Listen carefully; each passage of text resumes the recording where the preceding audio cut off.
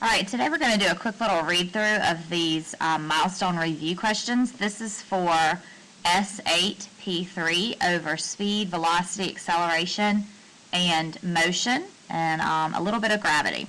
So question number 1, what is the runner's average speed? So you're going to look up here at this graph. You see that distance is on the y-axis, time is on the x-axis, and you're going to remember that speed equals distance divided by time, and average speed is going to be the total distance the runner went divided by the total time that the runner went. So is it 1/4 meter per second, 4 meter per second, 10 meter per second, or 40 meter per second? Number 2, referring to the same graph.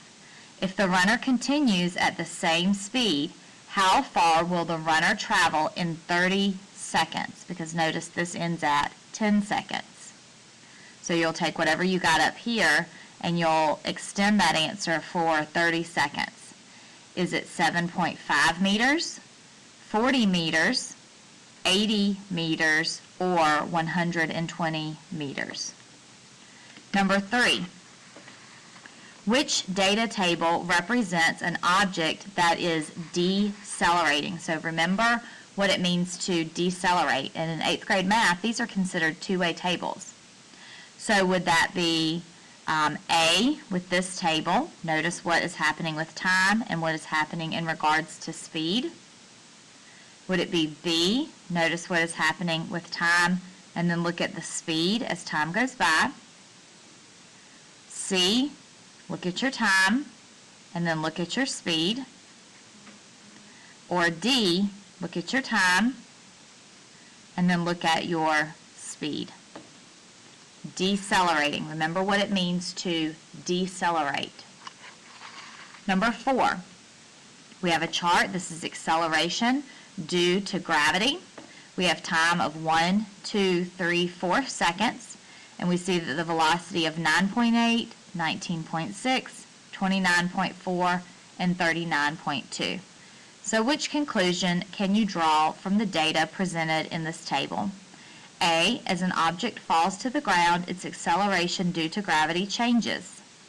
B, the acceleration due to gravity is constant and has a value of 9.8 meters per second squared.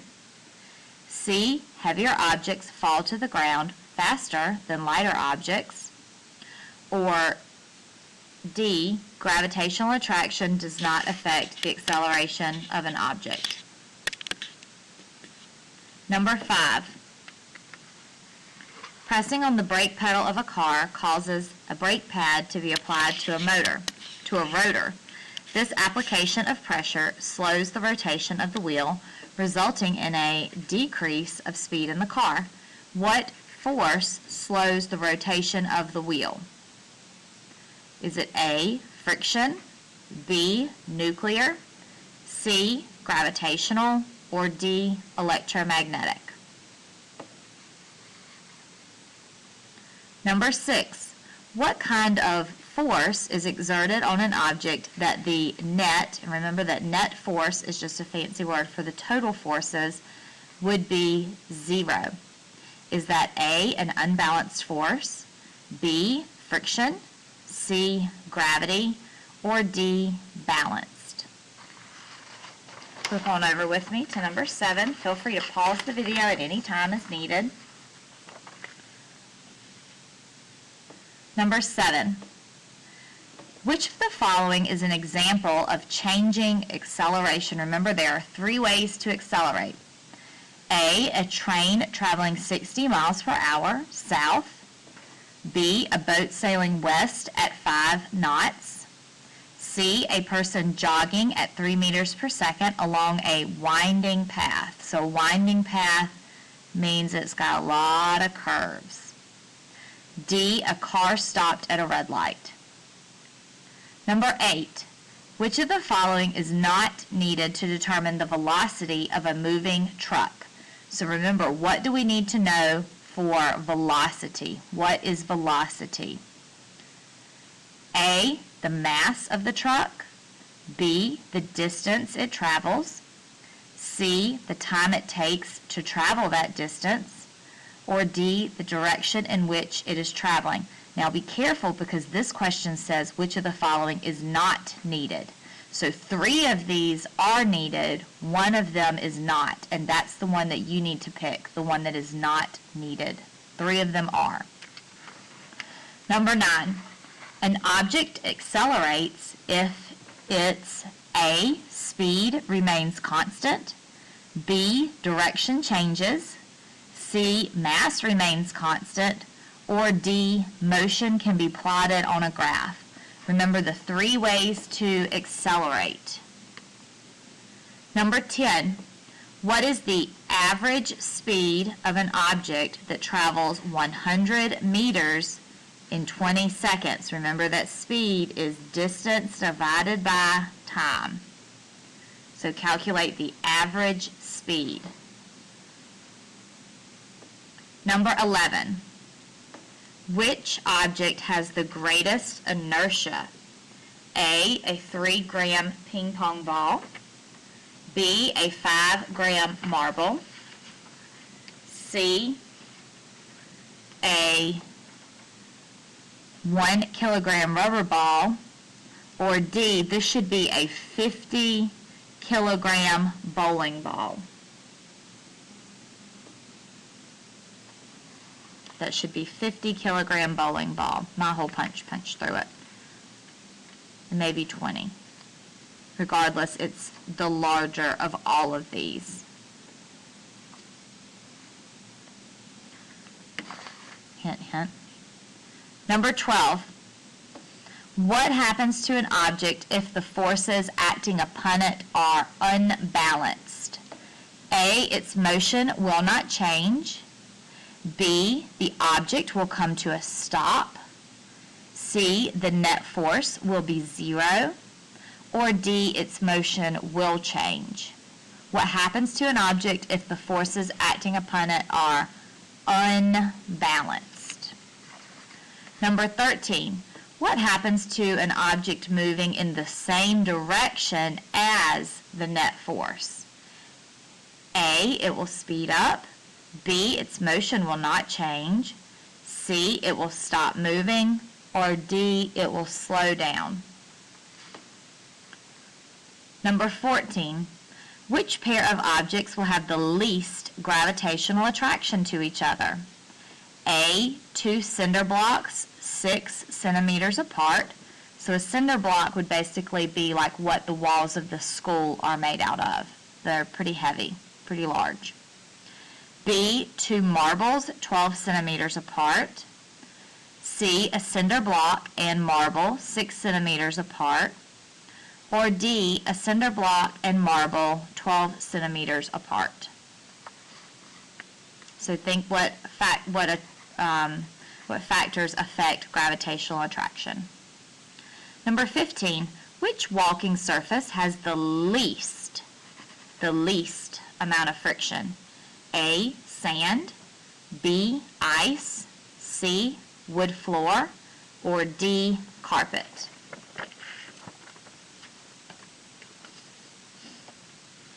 Number 16, 2 objects move away from each other. They move away. They get further apart. What happens to the gravitational attraction between them? A, it decreases. B, it increases. C, it becomes 0. Or D, it does not change. Number 17, which of the following statements about gravitational fields is true? So 3 of these are false and 1 of them is true. We've got to figure out which one is true. A, gravitational fields affect objects only when 2 objects are touching. B, gravitational fields affect objects only if the objects are not in contact. C, any object that has mass is surrounded by a gravitational field. D, only very massive objects such as Earth are surrounded by a gravitational field. Number 18, when a rocket attempts to launch, its engine exerts a force downward. So you've got your rocket, and the engine exerts a force downward. The rocket will not launch until the force of the engine is greater than the weight of the rocket. Why? A, the forces must be equal and balanced for the rocket to move. B, the force of the engine must be twice as strong as the force of gravity for the rocket to move. C, the rocket must move at a constant velocity to take off.